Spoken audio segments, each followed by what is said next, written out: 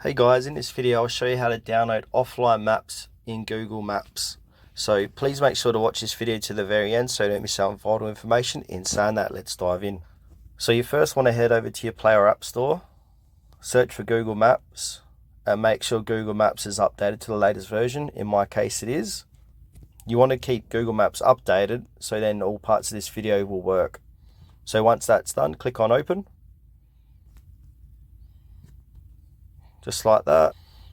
And now click into your profile, make sure you're signed in. And then where it says offline maps, click into offline maps. Google Maps does a pretty good job by storing offline maps automatically in your phone. But if you want to select your own map, click on select your own map.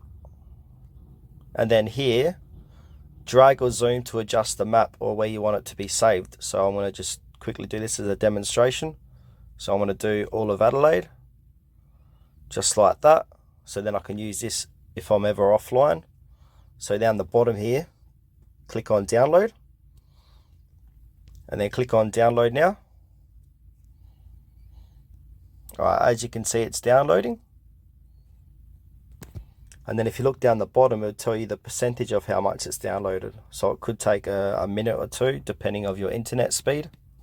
And then also, Maps will update over Wi-Fi. So if you ever use Maps offline, once you go back online again, it will automatically update.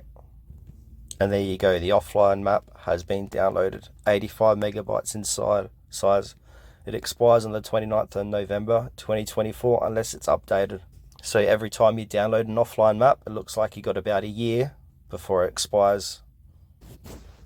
Also, if you ever want to automatically update